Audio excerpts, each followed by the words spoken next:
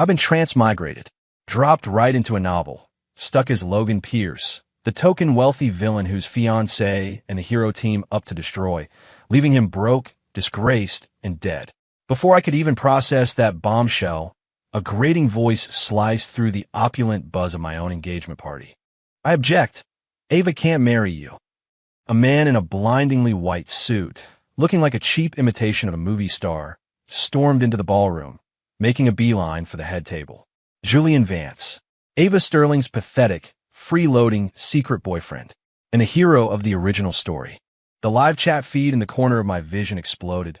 Whoa, the classic wedding crash. The hero finally made it. Fight, fight, fight. Get ready for Logan the doormat to roll over again. Julian lunged for Ava's hand, his eyes glistening with a nauseatingly earnest passion. Ava, tell me you don't want this. Did he force you? Is the Pierce family threatening the Sterlings? Ava's face went pale. She flinched back instinctively, her lips trembling, unable to form a word. I shot to my feet. In one fluid motion, I snagged Julian's outstretched wrist. My grip was a vice, and the color drained from his face. Ack, let me go, he yelped, trying to wrench his arm free, but my fingers were like steel clamps. He tried to pull his old routine, puffing his chest out.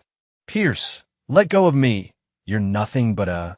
Julian, my voice was ice, cutting him off mid-sentence.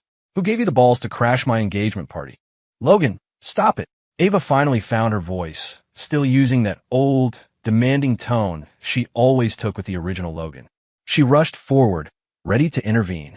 Both of them were still stuck in the old script, where I was the spineless simp who'd do anything for her. They expected me to back down. I didn't even glance at her. My focus was locked on Julian's punchable face. The original Logan was a pathetic pushover. That's how this trash got away with walking all over him. Crack. I didn't give him another chance to spew his nonsense. My other hand balled into a fist and connected squarely with his pretty boy jaw. It was a brutal, heavy-handed punch. His nose exploded in a spray of red, and he staggered backward, crashing over a chair with a sickening clatter. The entire ballroom fell dead silent. Every guest was frozen, staring in stunned disbelief. The chat feed's tone flipped on a dime. HLYST. He just decked him. That punch had some serious heat on it. Hell yeah. I thought he was a doormat. This isn't in the script. Looks like we accidentally tuned into a revenge story, LOL. Julian clutched his face, pointing a shaky finger at me, his words muffled by the blood. Logan, you hit me. So what if I did? I took a step forward, grabbed the lapels of his stupid white suit, and hauled him halfway to his feet. I'm just taking out the trash, and you're the kind of stray dog that needs to learn not to sniff around another man's plate. With that, I swung again, a sharp backhand that cracked across his other cheek. Slap. The sound echoed through the silent hall. Not far away, Ava's father, Richard Sterling, was watching the scene unfold, his expression a mask of pure shock. When Julian had first burst in, Richard's face had tightened with annoyance. But then, like most people in the room, he'd settled in to watch the show, probably assuming I'd be humiliated again and he'd just have to smooth things over later. But the moment I stood up, the moment I moved with cold, precise violence and laid Julian out, Richard's smug little smile froze solid. A corporate shark who'd been swimming in treacherous waters for decades, he was hypersensitive to shifts in power. He could clearly see the predatory coldness in my eyes, something that never existed in the old Logan. It was the raw, undisguised fury of a true predator whose territory had been invaded. This was not the weak, compliant simp who worshipped his daughter. A deep, primal fear seized Richard Sterling. He knew exactly how much power the Pierce family wielded. He knew that if I was genuinely enraged, the Sterlings would be facing a level of ruin they couldn't possibly survive. Aligning with Pierce Corp was their only path forward, and he couldn't let this worthless punk and his foolish daughter burn it all to the ground. He had to choose a side. Immediately, he had to draw a line in the sand and extinguish my anger in the most decisive way possible. Just as Ava screamed, "That's enough! Stop hitting him!" and lunged at me, Richard made his move. He shot forward like a cannonball, moving with a speed that defied his age. His face wasn't just angry. It was a desperate, chalky white, his forehead gleaming with a sudden sheen of cold sweat. He didn't even look at me. His target was Ava. Slap. Before anyone could react, he hit his own daughter. It was a vicious, resounding slap, loaded with all his fear and desperation. The force of it sent Ava stumbling to the floor, her elegant updo tumbling down. She cradled her cheek, staring at her father in utter disbelief as her eyes welled with tears. "Dad, shut your mouth, you shameless girl." Richard pointed a trembling finger at her, his voice cracking with a terrifying mix of fury and fear. "Who told you to associate with this kind of person? How dare you let him cause a scene at Mr. Pierce's engagement party? You've disgraced the entire Sterling family." After savaging his daughter, he instantly turned to me. His furious expression melted away, replaced by an extreme, almost grotesque servility. He bowed so low he nearly folded in half. "And Mr. Pierce, Logan, I am so sorry. It's my fault for failing as a father. I didn't raise her right. I let this piece of garbage get in here and ruin your evening." He wiped a bead of sweat from his brow and continued to plead. "You're a bigger man than this, sir. Please don't be angry. Please don't let this little incident affect the relationship between our two families. I promise this will never, ever happen again. From now on, Ava will be a proper, devoted wife." The chat feed went berserk. DMN, talk about a 180. Worst Dad of the Year award goes to. Is that even his real daughter? Ava had it coming. Don't cheat if you can't face the heat. Boss Logan. I looked down at Richard, groveling in the dust, then glanced at Ava on the floor, her expression shifting from shock to a hollow emptiness. Finally, my eyes swept over Julian, who was still moaning on the ground, his face a bloody mess. I calmly adjusted the collar of my suit, which had gotten slightly rumpled in the scuffle. My tone was quiet but carried an undeniable weight. "Mr. Sterling." Richard flinched, bowing even lower. "Why, yes, Mr. Pierce. Anything you say. Clean this up." I gestured to Julian on the floor. "And get your people in line. I don't want to see anyone who isn't supposed to be here ever again." Yes, of course. It will never happen again." As if granted a pardon, Richard nodded frantically, then waved frantically at security to drag the barely conscious Julian out like a sack of garbage. I gave Ava one last look. She was staring up at me, her eyes a complex storm of humiliation, terror, and a tiny, almost imperceptible spark of hatred. The chat was still scrolling at lightning speed. "That's it. He's not going to beat him up some more." I get the feeling the fiancé is bad news too. Logan's got a 10-foot-tall presence today. I pull my gaze away, a cold smile touching my lips. That's it. Not even close. This was just the beginning. The real show was just getting started. A few days after the disastrous engagement party, I had my assistant, Ethan, arrange a date with Ava. We were at a high-end restaurant on the top floor of a Manhattan skyscraper, panoramic windows offering a glittering view of the city at night. The table was set with a crisp white cloth and gleaming silverware. The exquisite appetizers sat untouched. The atmosphere was so cold you could have flash-frozen the foie gras on the plate. Ava sat across from me in a simple lavender dress, her hair pulled back neatly. But the rigid set of her spine and the white-knuckled grip she had on her butter knife betrayed the tension and resentment churning inside her. She stared down at the table the entire time, refusing to meet my eyes, as if the floral centerpiece was more fascinating than I was. LOL, this is the most awkward date ever. Are they having a staring contest with the breadsticks? The look on her face says I was forced into this, and I am living for it, Logan. Food is life. Woman, what woman? I cut into my steak with slow, deliberate movements, unbothered by her silent protest. It was childish and pathetic. Just then, her phone, lying face down on the table, began to vibrate, a low hum against the linen. She glanced at the caller ID, and her face instantly changed. Her hand shot out to flip the phone over, her fingertips trembling. I looked up, my gaze cool and penetrating. The phone buzzed stubbornly. Once, twice. Not gonna get that, I asked, dabbing my lips with a napkin. It's a sales call, she said, her voice tight and dry. Oh, I let the single syllable hang in the air, laced with an authority that allowed no argument. Answer it. On speaker. Ava's head snapped up, her eyes wide with a mix of pleading and panic. I just stared back at her, my expression unyielding. As she hesitated, the call went to voicemail. Just as a flicker of relief crossed her face, it started ringing again, persistent and demanding. It's totally Julian calling. OMG, this is going to be juicy. Put on speaker. Yes, put it on speaker. We want to hear. I'll bet you $5 it's that drama queen Julian. Under my unwavering stare, Ava's trembling fingers finally gave in. As if all the strength had been drained from her body, she tapped the screen, accepting the call and pressing the speakerphone icon. Julian's voice immediately filled the silence. It was tearful, weak, and pathetic. In the background, there was the faint sound of wind. Ava, you finally answered.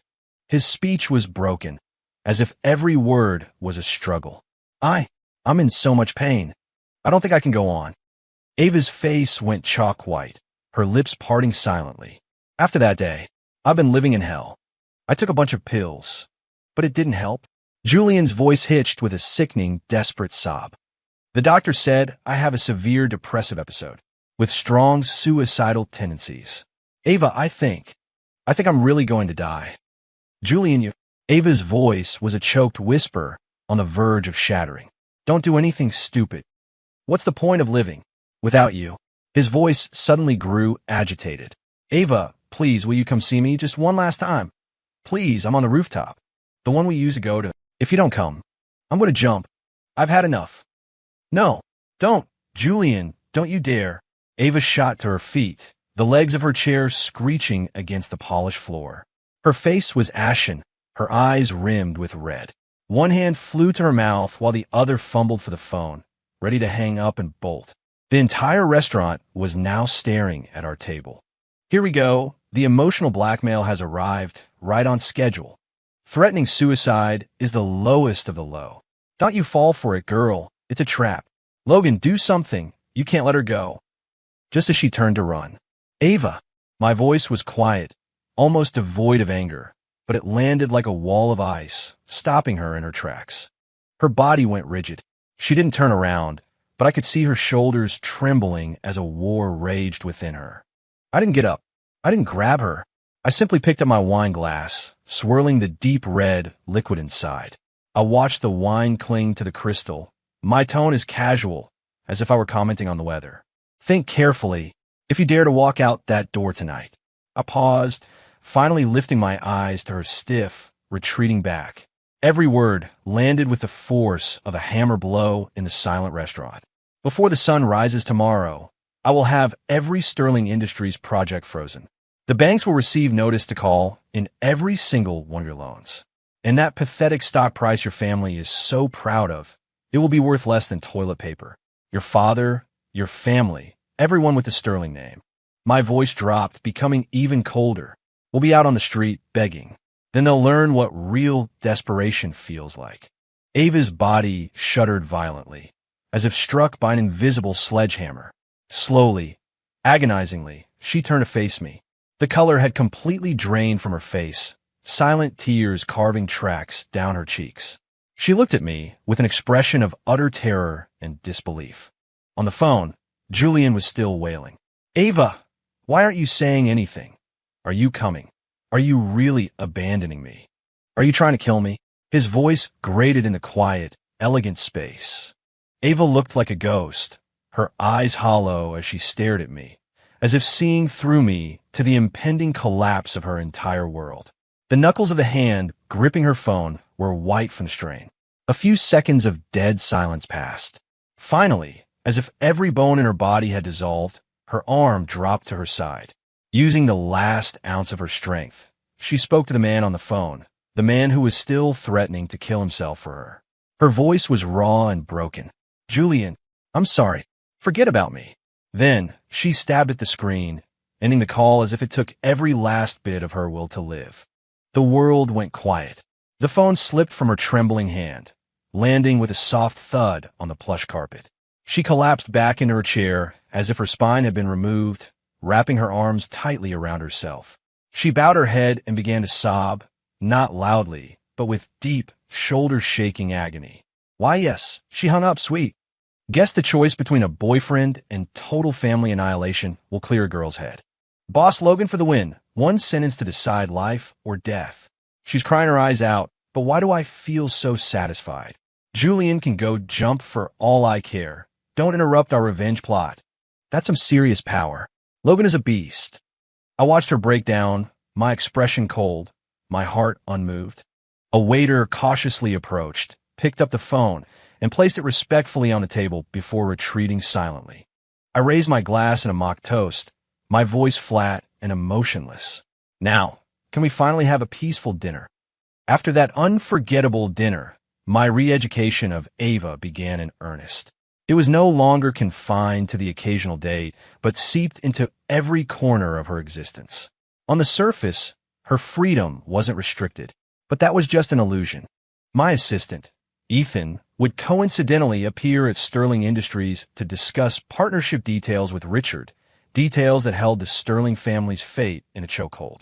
Every time Ethan left, Richard's forced smile would crumble a little more, and he would, in turn, apply more pressure on Ava. Ava, we can't afford to offend the Pierces. Can't you just be a little more compliant? For me, for the family. Forget about that Julian Vance. He's poison. Words like these became a constant hum in her ears. The spending records from her secondary credit card landed on my desk in real time. Any attempt she made to contact old friends was flagged immediately. She was a canary trapped in an invisible cage. Every struggle only tightened the silken threads binding her, and by extension, the noose around the Sterling family's neck. At night, in the privacy of my home, the training was more direct. I never used violence.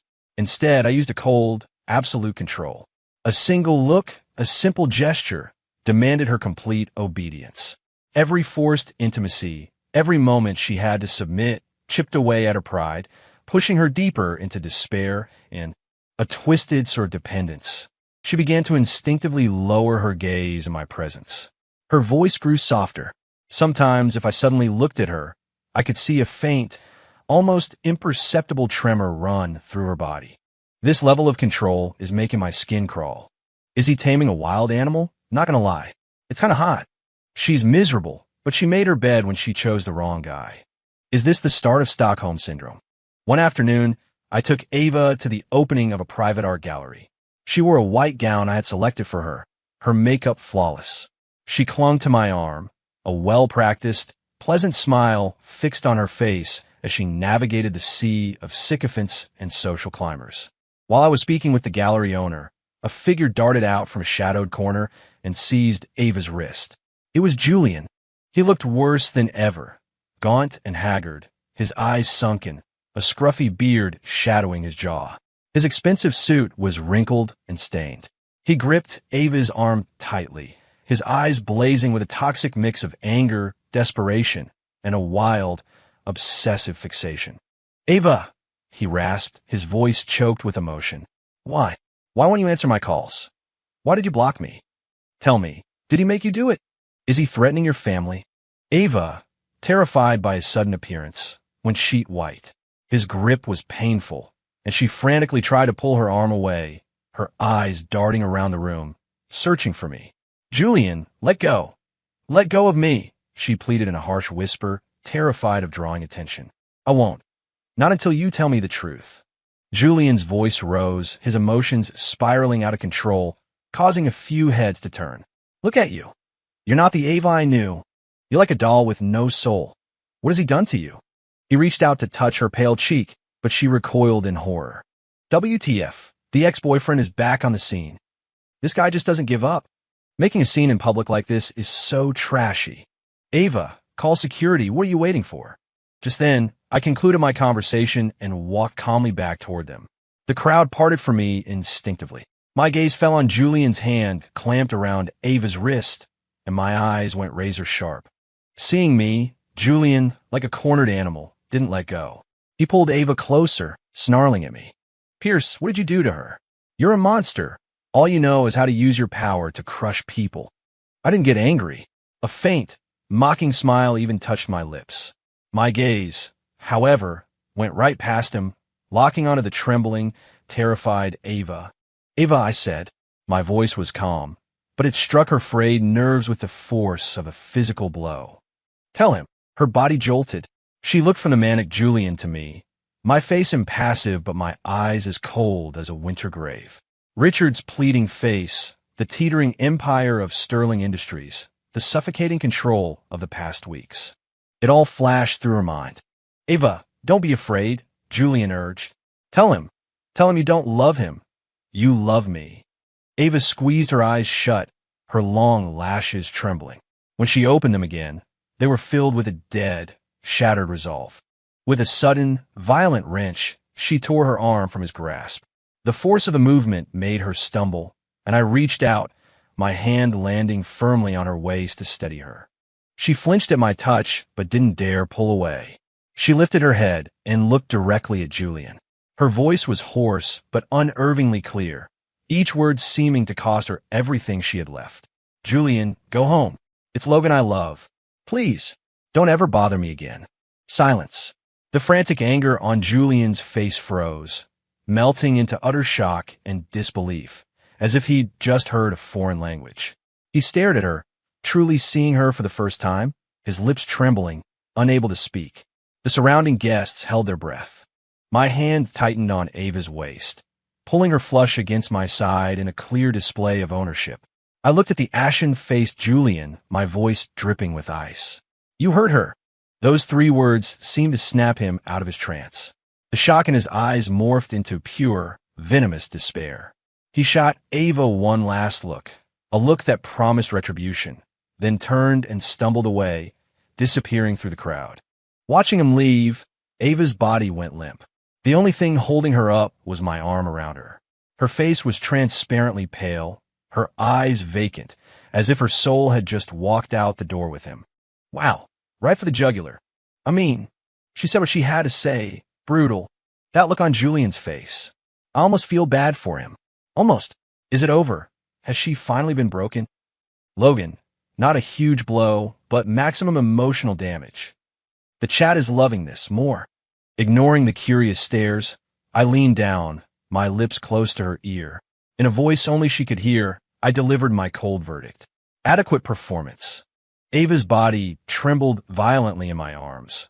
Her empty eyes instantly filled with tears, but she bit down hard on her lip, refusing to let them fall.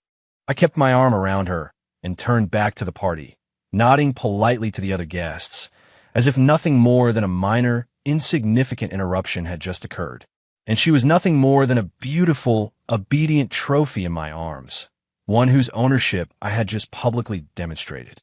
5 after the gallery incident, a strange, unsettling peace descended. Ava became even quieter, like a beautiful porcelain doll devoid of life. She complied with my every demand, never resisting, never even showing sadness. Her eyes, however, held a new depth, a cold, hard flicker that would occasionally surface before disappearing. I paid no mind. Even a cornered rabbit will bite. As long as she remained under my control, a little turbulence beneath the surface was irrelevant. Until this afternoon, Ava and I were in my penthouse office at Pierce Corp, reviewing some documents. Beyond the floor-to-ceiling windows, the sky was a brilliant, cloudless blue. Suddenly, Ethan knocked and entered without waiting for permission, his face grim. He strode to the wall-mounted smart TV and turned it on. "Mr. Pierce, you need to see this," he said, his voice urgent. The screen lit up, displaying a popular live-streaming platform. The title of the feed was sensational, designed for maximum clicks. Tycoon's Hostage Bride, A Final Plea, Live Rooftop Suicide. The camera was shaky, the audio filled with the howl of the wind at the edge of a skyscraper. In the center of the frame was Julian. He looked completely unhinged, worse than before. His hair was a wild mess, his eyes were bloodshot, and tears streamed down his face. He was screaming into his phone's camera. "Ava! Ava! Do you see me? I'm here, the place where we had our first date." He lurched forward, kicking a few loose pebbles off the ledge, the motion stomach-turning to watch. "I'm giving you one last chance. 1 hour. That's all you get," he shrieked, waving his arms like a madman. If you don't come, if you don't tell everyone that you're leaving that monster Logan, I'll jump. I swear I'll do it. Let the whole world see how the Pierce family drives a man to his death," he roared, spittle flying from his lips. "HOLY crap," He's live streaming his own suicide. Julian has completely lost his mind. This is the ultimate emotional blackmail. He's going scorched earth. Someone call the cops. Get him down from there. The moment the image appeared, Ava let out a small, strangled gasp. She shot up from the couch, her face draining of all color as the papers in her lap scattered across the floor. Her hands flew to her mouth, her eyes wide with sheer terror. Her body began to tremble uncontrollably, as if she might collapse at any moment. "Julian, no, no," she whispered, tears instantly flooding her eyes, her gaze locked on the frantic figure on the screen. On pure instinct, she stumbled toward the office door, a single thought consuming her. "I have to stop him." She only made it 2 steps. Ahem. A soft cough came from my direction. It was quiet, almost casual, but it acted like an invisible chain, freezing her in place. Ava stopped dead, a puppet whose strings had been yanked taut. Stiffly, slowly, she turned her head to look at me. I was still sitting in my large executive chair, my posture unchanged. I wasn't even looking at her. My eyes were fixed on my computer screen, as if I were handling the most mundane of business tasks. The only sign of my attention was the rhythmic, almost unconscious tapping of my fingertips on the polished surface of my desk. Tap, tap, tap. In the otherwise silent office, punctuated only by Julian's frantic screams from the TV, the soft sound was like a hammer pounding on Ava's heart. She looked at my cold, calm profile, then back at the television, where Julian teetered on the brink of death. On one side, her hysterical true love was threatening to die for her. On the other, her stone-faced fiancé issued a silent, unyielding warning. Her family's survival, her father's pleading face, the humiliation and fear of the past weeks, and Logan's terrifying power to utterly destroy them. All of it collided in her mind. She was shaking like a leaf in a storm, her face bloodless. Tears streamed down her cheeks, but she bit her lip so hard she drew blood, stifling the sobs that threatened to escape. Go, and the Sterling family is finished. She and everyone she loved would be dragged down to hell. Don't go, and Julian might actually die, shackling her with guilt for the rest of her life. The choice was a form of torture. Go, you have to go, it's a human life. Don't go. It's a manipulative trap. Logan is so cold-blooded. He doesn't even care. She's about to have a complete breakdown. This is impossible. My money's on her staying put. She's too scared. The seconds ticked by.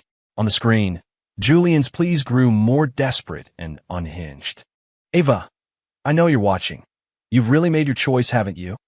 You're staying with that monster. Fine, fine. Then I'll die for you to see. I'll haunt you for the rest of your life. He started making more reckless moves, stepping onto the low parapet wall with one foot, spreading his arms wide as his body swayed in the wind. Ava's heart hammered against her ribs. She squeezed her eyes shut, her nails digging so deep in her palms that they left bloody crescents. Finally, as if her entire being had been hollowed out, her body went slack. She crumpled back onto the sofa, burying her face in her trembling hands and letting out a muffled, animalistic whimper of absolute despair. She had chosen submission, to power, to reality, to a price she was unwilling to pay. On the TV, Julian saw his viewer count skyrocketing, but saw no sign of the one person he was waiting for. The mania in his eyes was finally consumed by a twisted, absolute hopelessness. Ava, Logan, you will pay for this, he screamed, a final chilling curse.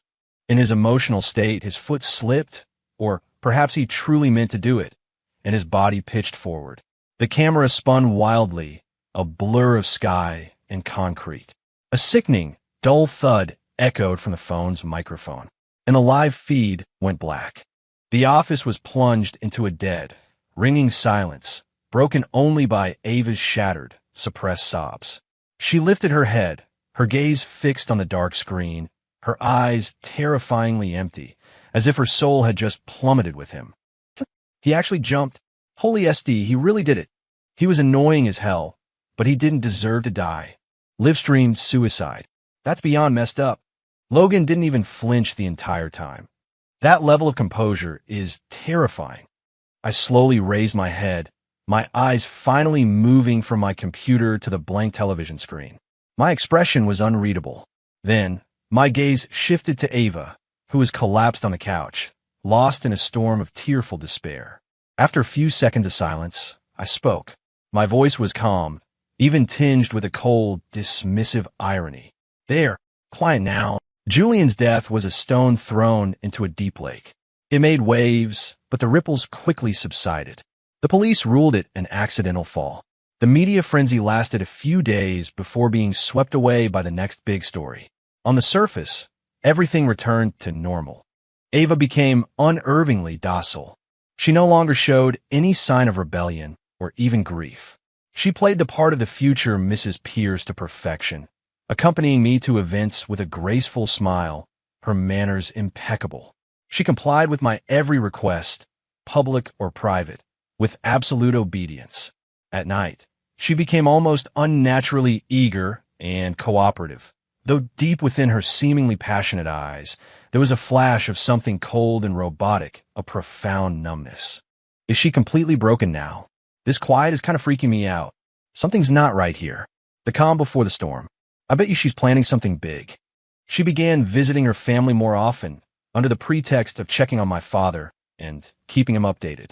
Richard Sterling, initially flattered by his daughter's sudden filial piety, grew emotional, constantly repeating, "Ava, you've finally matured, and the Sterling family is counting on you." After several such visits, during a private meeting, Ava dismissed the household staff. The gentle mask fell from her face, replaced by a chilling, desperate intensity. "Dad, we can't go on like this," she said, her voice a low, venomous whisper. "Logan is a demon. Julian is dead, and we're next. Once he gets tired of me, he'll destroy us without a second thought." Richard was taken aback by the ruthless glint in his daughter's eyes. "Ava, what are you?" "We have to strike first," Ava hissed, grabbing her father's arm, her nails digging into his flesh. "He has to die. Only then can I inherit the Pierce fortune as his grieving widow.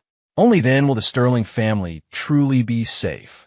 Seeing this transformation in Ava, a look of profound satisfaction spread across Richard's face. "You finally understand," he said.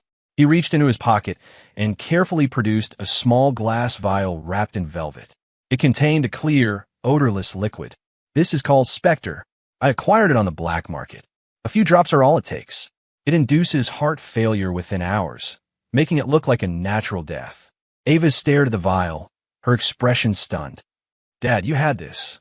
Richard tapped the table gently, a faint smile on his lips. "You were always too sentimental. I never dared to tell you about this contingency plan, but now, the time is right. I trust you won't disappoint me. Will you, Ava?" Staring at her father's benevolent smile, Ava's eyes hardened with a fanatical, crazed determination. "It's his birthday gala next week. I'll pour his drink myself. Dad, you just need to get me what I need. Leave the rest to me." As his daughter looked at him with that wild, resolute gaze, Richard Sterling nodded, completely satisfied. HYST. The dad was the one with the poison all along. He pretended to be a coward, but he was the most ruthless one. Pushing his own daughter to commit murder, what a piece of work. It's clear now, she's just the disposable tool he's using to get the job done. Of course, every word of this conversation was transmitted from the listening devices I had planted in the Sterling residence and fed directly to me. I sat in my study, listening to the recording of the father-daughter duo's perfect little murder plot, and a cold smile spread across my face. The birthday gala was held at the Pierce family estate, a spectacle of glittering chandeliers and champagne towers. Ava was stunning in a blood-red evening gown, her smile bright and her makeup flawless. She moved through the crowd on my arm, the very picture of a loving fiancée, graciously accepting blessings and envious glances. She was a consummate actress. Her eyes even held a convincing shimmer of adoration whenever she looked at me. She deserves an Oscar for this performance. "Oh well, Logan's just playing along. I'm so nervous right now. Where's the poison? Show me the poison." As the party reached its peak, a massive, multi-tiered cake was wheeled out. Amid the applause and cheers, Ava personally brought 2 glasses of champagne, handing one to me and keeping the other. She gazed up at me, her eyes sparkling, her smile sweet. "Logan, happy birthday. To us. Forever." She tilted her glass toward me in a toast. I held her gaze, staring so intently that her smile began to falter, a flicker of panic entering her eyes. Only then did I slowly smile back and take the glass. Thank you. As our arms intertwined to drink, I feigned a moment of recollection. In a single, fluid motion, my wrist turned inward, subtly angling the rim of my glass, while my other hand gently brushed against her elbow. The movement was imperceptible, as smooth and natural as breathing. Ava's entire focus was on me, on whether I would drink, on flawlessly executing her final act. She never noticed the microscopic exchange. We smiled at each other, the perfect couple, and drained our glasses. He drank it. They both drank it. Wait, did the camera just glitch? I think I saw his hand move just now. Did he switch them? Did he? The champagne was cold against my throat. Ava set down her empty glass, her face showing a mixture of triumphant relief and a barely concealed, eager anticipation. She even leaned into my embrace as the guests around us cheered. A few minutes later, her face began to pale. A fine sheen of sweat appeared on her forehead. She swayed slightly, looking dizzy, and her hand instinctively went to her chest as her breathing grew shallow. What's wrong? Not feeling well? I asked, my arm tightening around her. My voice was full of concern, but my eyes were like chips of ice. No, I'm fine. She forced a smile, but it quickly twisted into a pained grimace. Maybe I had a little too much to drink. Her words started to tremble. Her chest heaved, and her face went from white to a sickly shade of blue, her lips losing all color. She grabbed my arm, her nails digging into my suit jacket.